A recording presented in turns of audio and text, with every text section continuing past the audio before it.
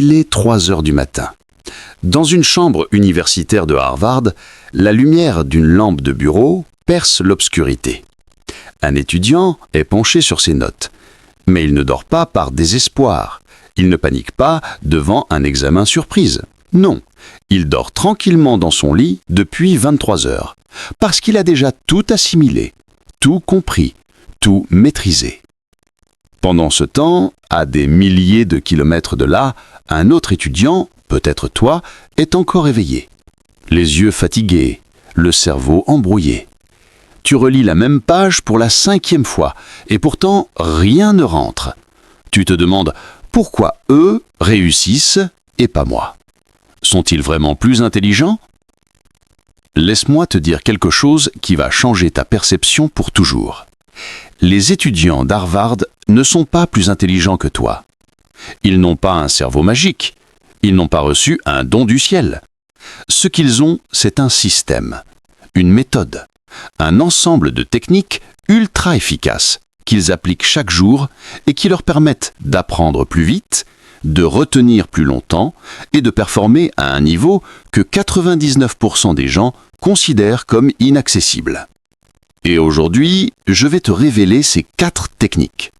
Pas de théorie compliquée, pas de concepts abstraits, juste des stratégies concrètes, applicables immédiatement, qui vont transformer ta façon d'étudier. Et crois-moi, la 4e technique est celle qui fait vraiment toute la différence. Celle dont personne ne parle, mais qui est le fondement de tout. Alors, prêt à découvrir comment les meilleurs étudiants du monde apprennent ? Allons-y. Avant de plonger dans les techniques, il faut détruire un mythe qui empoisonne l'esprit de millions d'étudiants dans le monde. Le mythe de la quantité. Combien de fois as-tu entendu quelqu'un dire « J'ai étudié pendant 8 heures aujourd'hui » ? Combien de fois t'es-tu senti coupable parce que tu n'as que étudié 2 heures ? Voici la vérité brutale. Le temps passé à étudier ne veut rien dire. Ce qui compte, ce n'est pas combien de temps tu passes sur tes livres, mais comment tu utilises ce temps. Tu peux passer 10 heures à relire passivement tes notes sans rien retenir. Ou tu peux passer 2 heures avec les bonnes techniques et multiplier ton efficacité par 10.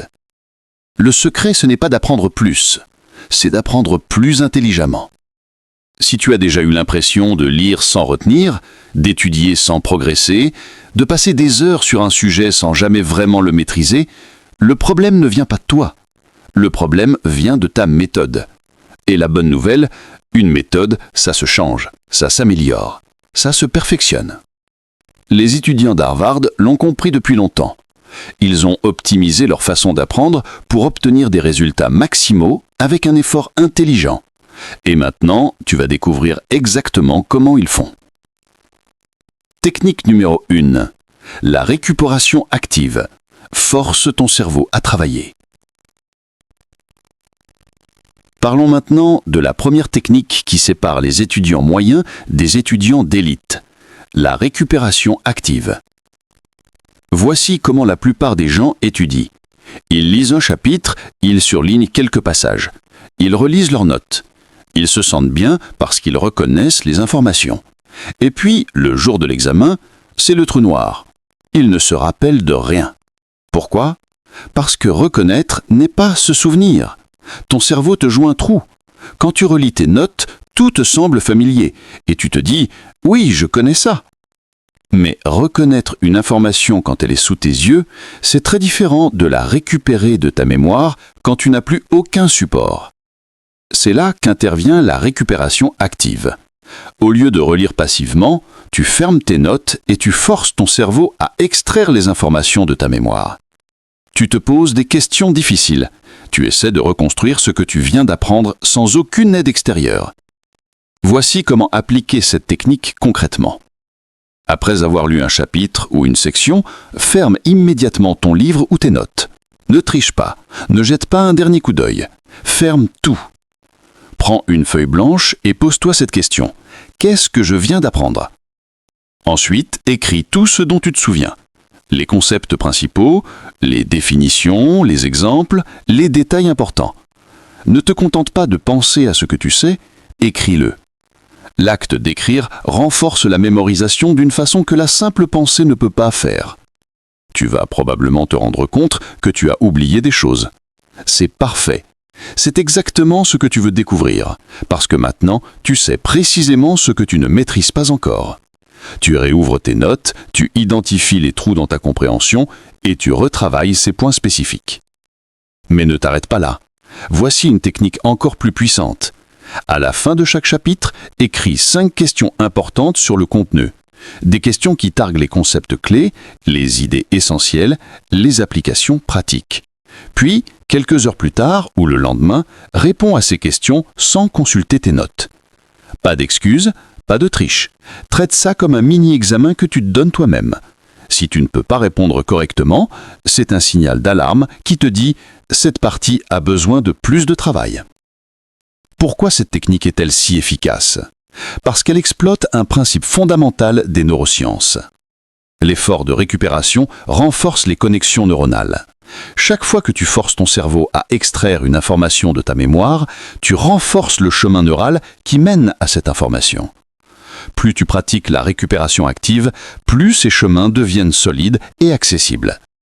Les étudiants d'Harvard ne relisent pas passivement leurs notes des dizaines de fois. Ils se testent constamment. Ils se mettent dans des situations où ils doivent récupérer activement l'information. Et c'est cette pratique répétée qui transforme une connaissance fragile en maîtrise durable. Donc, à partir d'aujourd'hui, oublie la relecture passive. Adopte la récupération active. Ferme tes livres. Teste-toi. Force ton cerveau à travailler. C'est inconfortable au début, mais c'est précisément cet inconfort qui décuple ta mémoire et ta compréhension. Technique numéro 2. La méthode Feynman.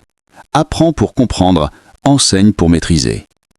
Passons maintenant à la deuxième technique, une méthode qui porte le nom d'un des plus grands physiciens du XXe siècle, Richard Feynman. Cette méthode repose sur un principe simple, mais profondément puissant. Si tu ne peux pas expliquer quelque chose simplement, c'est que tu ne le comprends pas vraiment. Feynman était connu pour sa capacité à expliquer des concepts complexes de physique quantique de manière si claire qu'un enfant pouvait les comprendre. Et il utilisait cette compétence non seulement pour enseigner, mais aussi pour apprendre, parce qu'il savait que l'acte d'enseigner est le meilleur moyen de maîtriser un sujet. Voici comment fonctionne la méthode Feynman en 4 étapes. Étape 1. Choisis un concept ou un sujet que tu veux maîtriser. Ça peut être n'importe quoi, un théorème mathématique, un événement historique, un processus biologique, un concept philosophique. Écris le nom de ce concept en haut d'une page blanche. Étape 2. Explique ce concept avec des mots simples, comme si tu le racontais à un enfant de 5 ans. Et je dis bien un enfant de 5 ans, pas un adolescent, pas un adulte, mais quelqu'un qui n'a aucune connaissance préalable du sujet. Utilise un langage simple, évite le jargon technique, remplace les termes compliqués par des analogies et des métaphores. Pourquoi cette contrainte ? Parce qu'elle te force à aller au cœur du concept. Elle t'oblige à comprendre les mécanismes fondamentaux, plutôt que de te cacher derrière des mots compliqués. Beaucoup d'étudiants peuvent réciter des définitions par cœur sans vraiment comprendre ce qu'elles signifient. La méthode Feynman expose cette illusion de connaissance. Étape 3. Identifie les trous dans ton explication. Pendant que tu essaies d'expliquer le concept simplement, tu vas inévitablement bloquer à certains endroits. Tu vas te rendre compte que certaines parties ne sont pas claires dans ton esprit. C'est excellent. Ne passe pas outre ces blocages. Marque-les. Ce sont tes zones de faiblesse. Retourne à tes sources, ton manuel, tes notes, tes cours, et retravaille spécifiquement ces parties que tu n'arrives pas à expliquer.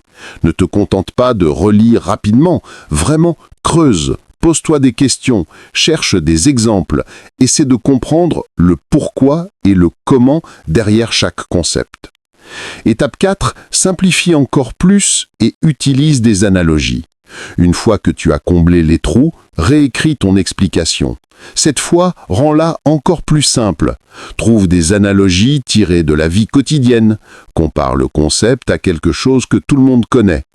Par exemple, si tu étudies le fonctionnement du système immunitaire, tu pourrais l'expliquer comme une armée qui défend un château.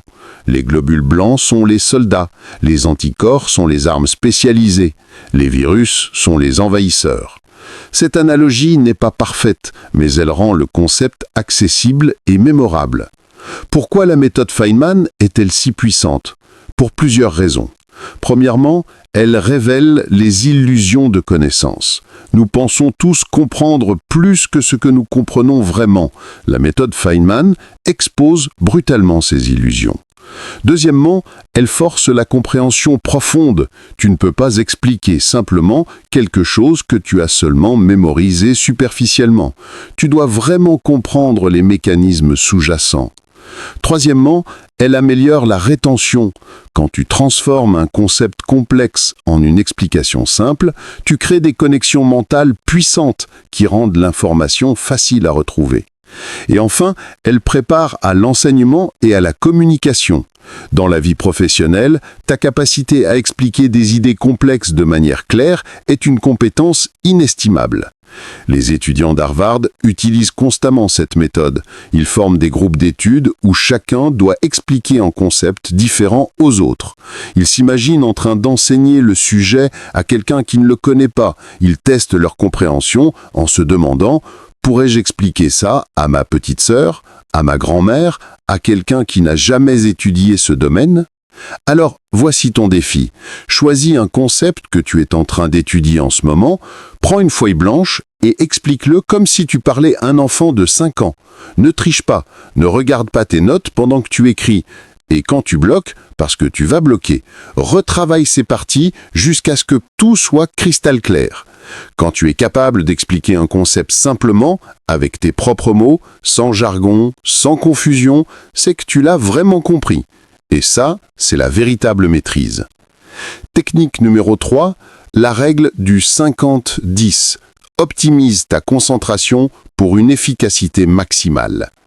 Maintenant, parlons de quelque chose que beaucoup d'étudiants ignorent complètement. La gestion optimale de l'attention et de l'énergie mentale. Parce que voici une vérité inconfortable, étudier pendant des heures d'affilée n'est pas seulement inefficace, c'est contre-productif. Ton cerveau n'est pas conçu pour maintenir une concentration intense pendant de longues périodes sans repos. Après un certain temps, ta capacité d'attention diminue, ta compréhension se dégrade et tu entres dans ce que j'appelle la zone zombie. Tu es techniquement en train d'étudier, mais ton cerveau ne traite plus vraiment l'information. Combien de fois es-tu resté à lire une page complète sans te souvenir d'un seul mot? Combien de fois es-tu fixé ton écran pendant 20 minutes sans avancer? C'est le signe que ton cerveau a besoin d'une pause, mais tu continues quand même parce que tu te sens coupable de t'arrêter. C'est là qu'intervient la règle du 50-10, une technique basée sur les recherches en neurosciences et en psychologie cognitive sur les cycles d'attention optimaux. Voici comment ça fonctionne. Tu travailles intensément pendant 50 minutes, puis tu prends une pause de 10 minutes. Ensuite, tu recommences. Simple, n'est-ce pas? Mais l'efficacité de cette méthode réside dans les détails. Laisse-moi te donner les règles précises pour que ça fonctionne vraiment. Pendant les 50 minutes de travail, élimination totale des distractions. Et quand je dis total, je veux dire total. Ton téléphone en mode avion, mieux encore dans une autre pièce. Tes notifications d'ordinateur désactivées. Les réseaux sociaux bloqués par une extension de navigateur si nécessaire. Tu dois créer un environnement où il est littéralement impossible d'être distrait. Pourquoi? Parce que chaque fois que ton attention est détournée, même pour quelques secondes, il faut à ton cerveau plusieurs minutes pour retrouver le même niveau de concentration profonde. Des études ont montré qu'après une interruption, il faut en moyenne 23 minutes pour retrouver pleinement sa concentration. Imagine ça, si tu vérifies ton téléphone 3 fois pendant une session de 50 minutes, tu as perdu pratiquement toute la session. Concentration sur une seule tâche, pas de multitâche. Le multitâche est un mythe. Ton cerveau ne fait pas vraiment plusieurs choses en même temps. Il bascule rapidement entre différentes tâches et chaque basculement coûte de l'énergie mentale et du temps. Pendant ces 50 minutes, tu travailles sur une chose, un chapitre, un problème, un concept, rien d'autre. Si une pensée te vient, « Oh, je dois envoyer cet email, je me demande ce qui se passe sur Instagram », note-la rapidement sur un papier et reviens immédiatement à ta tâche. Tu t'en occuperas pendant ta pause. Travail en profondeur. Ces 50 minutes doivent être dédiées à un travail cognitif exigeant. Ne les gaspille pas sur des tâches superficielles comme organiser tes notes ou chercher des fournitures. Utilise-les pour les activités qui demandent vraiment de la réflexion. Comprendre un nouveau concept, résoudre des problèmes, pratiquer la récupération active, appliquer la méthode Feynman. Pendant les 10 minutes de pause, éloigne-toi de ton espace de travail. Lève-toi, marche, bouge ton corps. Le mouvement physique aide ton cerveau à consolider ce que tu viens d'apprendre et recharge ton énergie mentale. Ne consulte pas ton téléphone. Je sais, c'est tentant. Mais si tu passes ta pause à scroller sur les réseaux sociaux, tu ne te reposes pas vraiment. Tu stimules ton cerveau avec un autre type d'information, ce qui ne lui permet pas de récupérer. Fais quelque chose de complètement différent. Regarde par la fenêtre. Étire-toi. Bois de l'eau. Prends une collation saine. Respire profondément. L'objectif est de donner à ton cerveau un vrai repos, pas de le bombarder avec de nouveaux stimuli. Après la pause, recommence un nouveau cycle de 50-10. Les étudiants d'Harvard appliquent généralement 3 à 4 cycles de ce type pour une session d'études optimale. Ça représente environ 3 heures de travail effectif avec des pauses intégrées. Et voici le secret. Ces 3 heures avec la règle du 50-10 sont infiniment plus productives que 6 heures d'études continues et désorganisées. Pourquoi cette méthode fonctionne-t-elle si bien? Elle respecte les limites naturelles de ton cerveau. Ton cerveau a des cycles d'attention naturels. En travaillant avec ces cycles plutôt que contre eux, tu maximises ton efficacité. Elle prévient l'épuisement mental. Les pauses régulières empêchent ton cerveau de s'épuiser complètement, ce qui signifie que tu peux maintenir un haut niveau de performance tout au long de tes sessions d'études. Elle améliore la consolidation de la mémoire. Les recherches montrent que les pauses aident ton cerveau à consolider les nouvelles informations. Pendant ces moments de repos, ton cerveau travaille en arrière-plan pour organiser et intégrer ce que tu viens d'apprendre. Elle crée une habitude de concentration intense. Avec le temps, ton cerveau apprend à passer en mode concentration profonde dès que tu commences une session de 50 minutes. C'est comme un entraînement. Plus tu le fais, plus tu deviens bon. Ton défi à partir d'aujourd'hui. Essaie la règle du 50-10 pendant une semaine. Chronomètre tes sessions. Respecte strictement les temps de travail et de pause. Élimine toutes les distractions pendant les phases de travail et observe la différence. Tu vas te rendre compte que tu accomplis en 3 heures ce qui te prenait auparavant 6 ou 7 heures. Ton cerveau deviendra plus affûté chaque jour. Ta capacité de concentration va s'améliorer.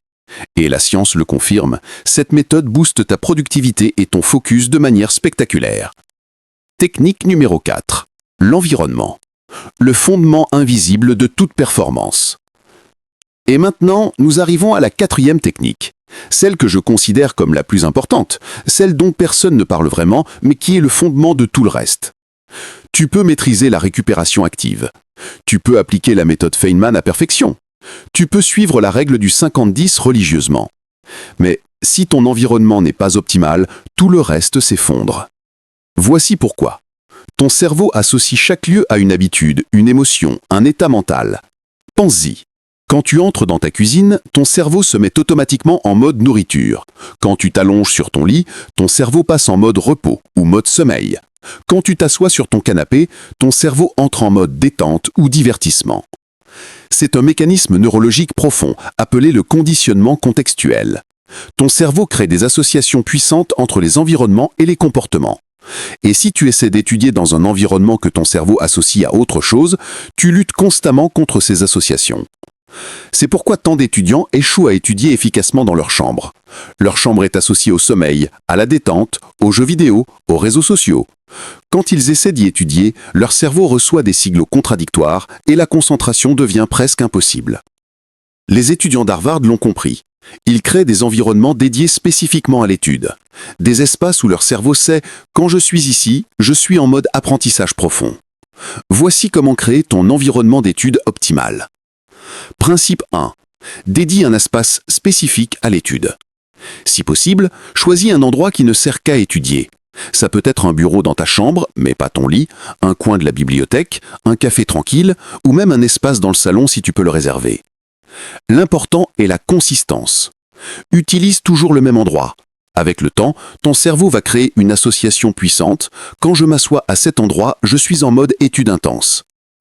Ne fais rien d'autre dans cet espace. Pas de jeux vidéo, pas de séries, pas de scrolling sur les réseaux sociaux. Cet endroit est sacré. C'est ton temple de l'apprentissage.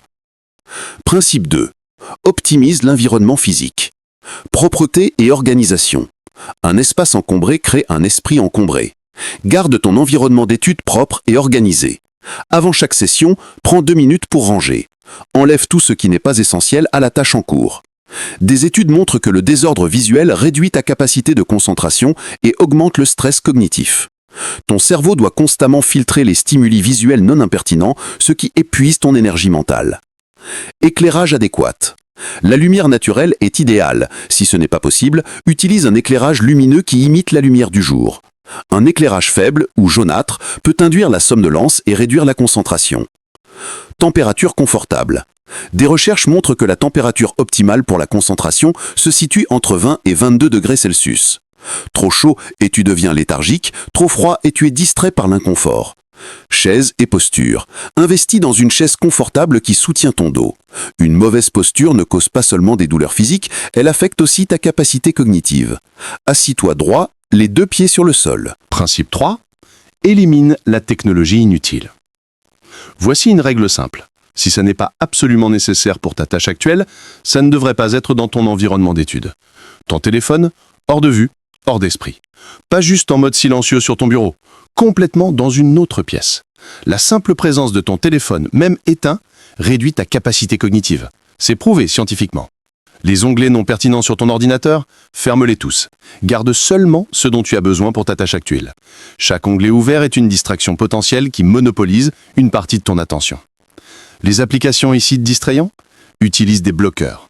Des outils comme Freedom, Cold Turkey ou les extensions de navigateur pour bloquer temporairement l'accès aux réseaux sociaux et autres sites chronophages. Principe 4. Optimise l'environnement sonore. Le silence complet n'est pas toujours optimal. Certaines personnes se concentrent mieux avec un fond sonore approprié. Voici les options. Bruit blanc. Un son constant et monotone qui masque les distractions auditives. Excellent pour bloquer les conversations ou les bruits imprévisibles. Tu en trouveras plein sur YouTube ou Spotify. Musique classique douce. Des études suggèrent que la musique baroque, Bach, Vivaldi, Handel, à un tempo de 50 à 80 battements par minute, peut améliorer la concentration et la retention. Évite la musique avec des paroles dans ta langue. Elles activent les centres linguistiques de ton cerveau et interfèrent avec la lecture ou l'écriture. Sons de la nature. Pluie, vagues de l'océan, forêt. Ces sons ont un effet apaisant qui peut réduire le stress et améliorer la concentration. Silence. Si tu es dans un environnement naturellement calme, le silence complet peut être idéal. Utilise des bouchons d'oreille ou un casque anti-bruit si nécessaire. Expérimente pour trouver ce qui fonctionne le mieux pour toi. Certaines personnes sont plus productives dans le silence absolu. D'autres ont besoin d'un fond sonore. L'important, c'est d'être cohérent. Utilise toujours le même type de son pour créer un signal auditif que ton cerveau associe à la concentration. Principe 5. Crée des rituels d'entrée et de sortie. Voici un hack puissant. Crée un rituel simple que tu répètes avant chaque session d'étude. Ça peut être aussi simple que ranger ton espace de travail, allumer une bougie spécifique, préparer une tasse de thé, faire 3 respirations profondes, ouvrir ton agenda et définir l'objectif de la session. Ce rituel devient un signal pour ton cerveau. Il est temps de passer en mode concentration profonde. Avec la répétition, ce simple rituel peut déclencher instantanément un état de concentration. De même, crée un rituel de sortie. À la fin de ta session d'études, note ce que tu as accompli, identifie ce qui reste à faire, range complètement ton espace, éteins ou quitte l'espace dédié. Ce rituel signale à ton cerveau « la session est terminée, tu peux te détendre ». Ça te aide à séparer clairement le travail du repos, ce qui est essentiel pour la récupération mentale. Pourquoi l'environnement est-il si crucial ? Parce que la force de volonté est une ressource limitée. Si ton environnement est rempli de distractions et de tentations, tu dois constamment utiliser ta force de volonté pour rester concentré. Et la force de volonté s'épuise rapidement.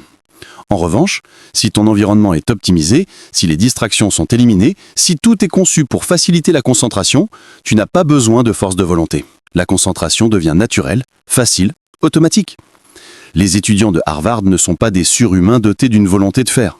Ils ont simplement créé des environnements où la concentration est le chemin de moindre résistance, où étudier efficacement est plus facile que de se distraire. Fais de ton espace d'étude ton temple de la concentration. Un endroit où dès que tu t'assois, ton cerveau sait, c'est l'heure de performer, c'est l'heure d'apprendre, c'est l'heure d'exceller. Voilà, tu as maintenant les 4 techniques que les étudiants de Harvard utilisent pour apprendre plus vite et plus efficacement que 99% des gens. Récapitulons rapidement. Technique 1, la récupération active. Arrête de relire passivement.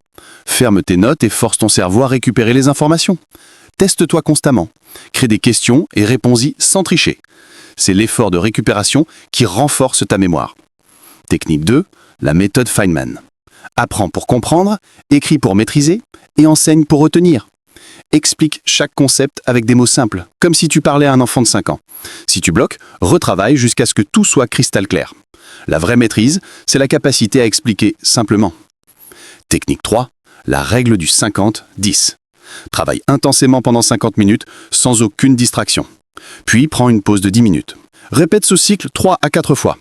Ton cerveau n'est pas conçu pour une concentration continue de plusieurs heures. Respecte ses limites naturelles pour maximiser ton efficacité. Technique 4, l'environnement optimal. C'est le fondement invisible de tout le reste. Crée un espace dédié uniquement à l'étude. Garde-le propre, silencieux et libre de toute technologie inutile.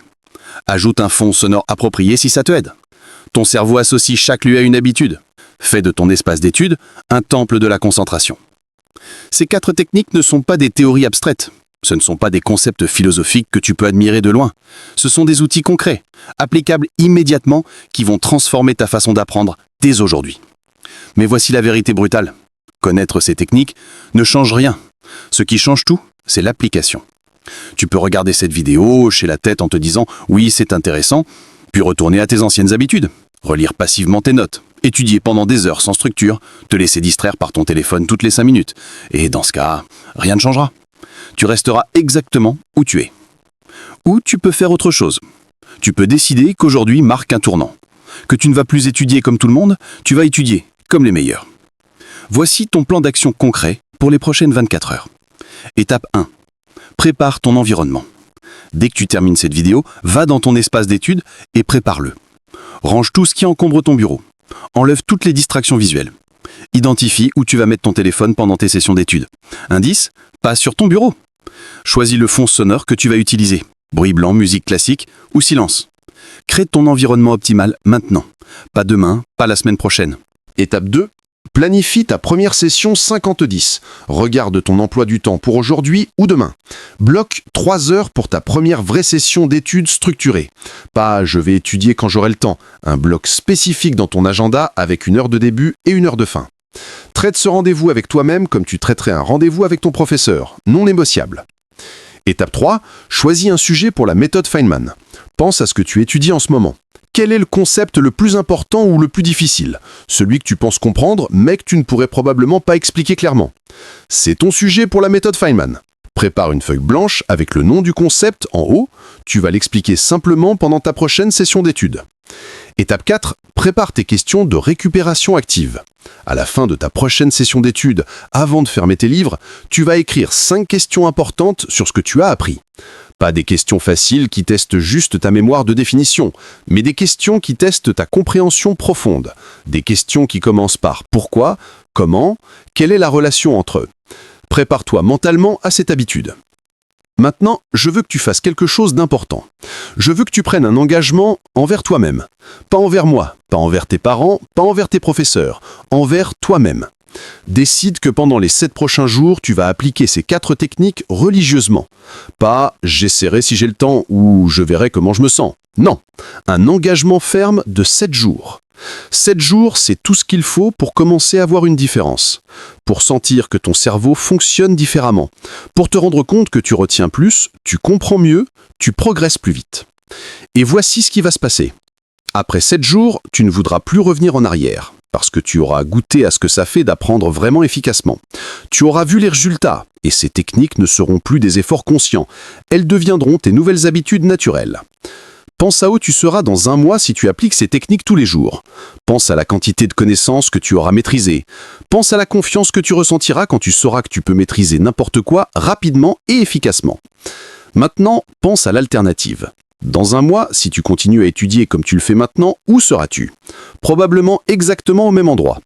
Peut-être même plus frustré, plus découragé, parce que tu auras encore perdu un mois à utiliser des méthodes inefficaces. Le choix t'appartient, mais laisse-moi te dire quelque chose. Tu as le potentiel d'apprendre aussi bien que n'importe quel étudiant d'Harvard. Ce n'est pas une question d'intelligence innée, c'est une question de méthode, de système, de technique. Les étudiants d'Harvard ne sont pas des génies, ils sont disciplinés, ils sont stratégiques, ils utilisent des méthodes prouvées par la science. Et maintenant, tu connais ces mêmes techniques. La seule différence entre toi et eux, c'est l'application. Ils appliquent ces techniques tous les jours. La question est, vas-tu faire de même? Je veux que tu fasses quelque chose d'important. Je veux que tu prennes un engagement envers toi-même. Pas envers moi, pas envers tes parents, pas envers tes professeurs. Envers toi-même. Décide que pendant les 7 prochains jours, tu vas appliquer ces 4 techniques religieusement. Pas « j'essaierai si j'ai le temps » ou « je verrai comment je me sens ». Non, un engagement ferme de 7 jours. 7 jours, c'est tout ce qu'il faut pour commencer à voir une différence, pour sentir que ton cerveau fonctionne différemment, pour te rendre compte que tu retiens plus, tu comprends mieux, tu progresses plus vite.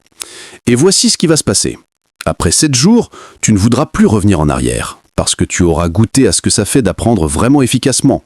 Tu auras vu les résultats, et ces techniques ne seront plus des efforts conscients, elles deviendront tes nouvelles habitudes naturelles. Pense à où tu seras dans un mois si tu appliques ces techniques tous les jours. Pense à la quantité de connaissances que tu auras maîtrisées. Pense à la confiance que tu ressentiras quand tu sauras que tu peux maîtriser n'importe quoi rapidement et efficacement. Maintenant, pense à l'alternative. Dans un mois, si tu continues à étudier comme tu le fais maintenant, où seras-tu? Probablement exactement au même endroit. Peut-être même plus frustré, plus découragé, parce que tu auras encore perdu un mois à utiliser des méthodes inefficaces. Le choix t'appartient, mais laisse-moi te dire quelque chose. Tu as le potentiel d'apprendre aussi bien que n'importe quel étudiant d'Harvard. Ce n'est pas une question d'intelligence innée, c'est une question de méthode, de système, de technique. Les étudiants d'Harvard ne sont pas des génies, ils sont disciplinés, ils sont stratégiques, ils utilisent des méthodes prouvées par la science. Et maintenant, tu connais ces mêmes techniques. La seule différence entre toi et eux, c'est l'application. Ils appliquent ces techniques tous les jours. La question est, vas-tu faire de même? Je veux que tu imagines quelque chose. Imagine-toi dans 6 mois. Tu as appliqué ces 4 techniques de manière constante. Tu as créé ton environnement optimal. Tu pratiques la récupération active quotidiennement. Tu utilises la méthode Feynman pour chaque nouveau concept. Tu structures tes sessions d'études avec la règle du 50-10. Comment te sens-tu dans 6 mois? Tu te sens confiant, capable. Tu sais que tu peux maîtriser n'importe quel sujet. Tes notes se sont améliorées, non pas parce que tu étudies plus, mais parce que tu étudies intelligemment. Tes parents sont fiers, tes professeurs sont impressionnés. Mais surtout, tu es fier de toi-même, parce que tu sais que tu n'as pas triché, tu n'as pas pris de raccourci.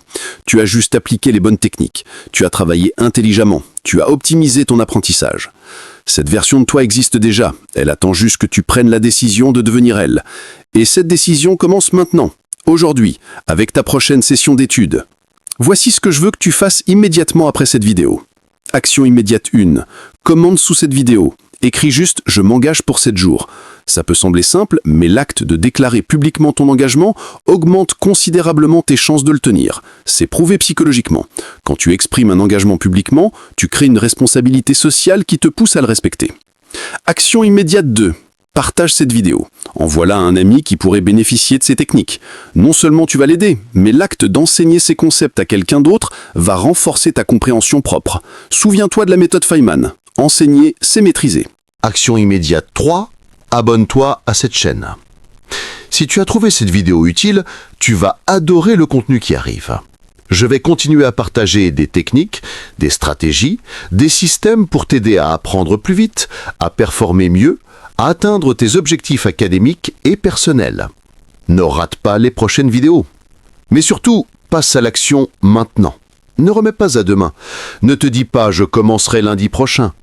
Commence aujourd'hui, dans l'heure qui vient, avec ta prochaine session d'études. Parce que voici ce que j'ai appris en étudiant les personnes qui réussissent. Elles n'attendent pas le moment parfait. Elles n'attendent pas de se sentir motivées. Elles agissent immédiatement. Même si ce n'est pas parfait, même si elles ne se sentent pas prêtes. L'action crée la motivation, pas l'inverse. Tu ne vas pas te réveiller un matin en te sentant soudainement super motivé pour appliquer ces techniques.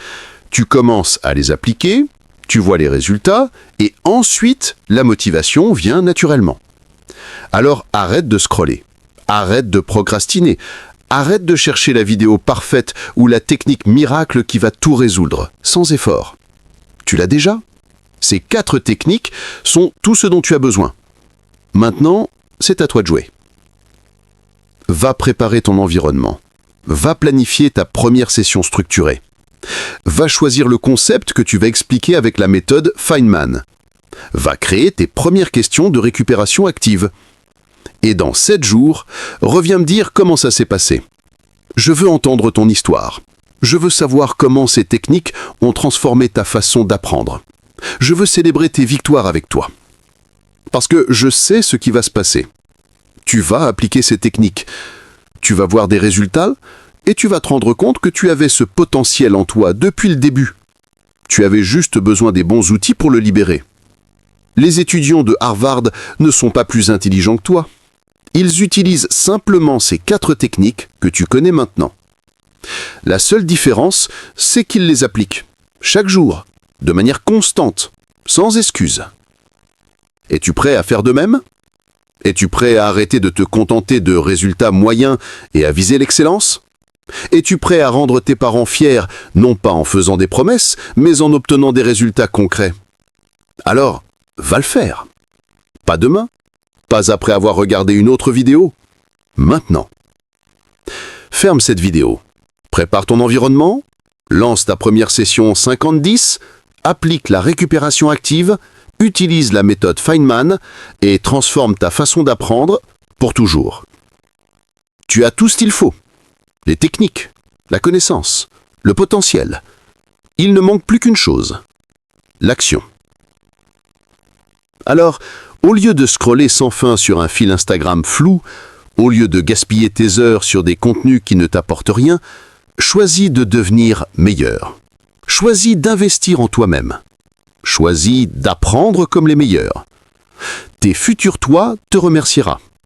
Dans 1 mois, dans 6 mois, dans 1 an, tu regarderas en arrière et tu te diras « c'est à ce moment-là que tout a changé ». C'est le jour où j'ai arrêté de perdre mon temps et où j'ai vraiment commencé à apprendre. Fais de ce jour aujourd'hui. Je crois en toi.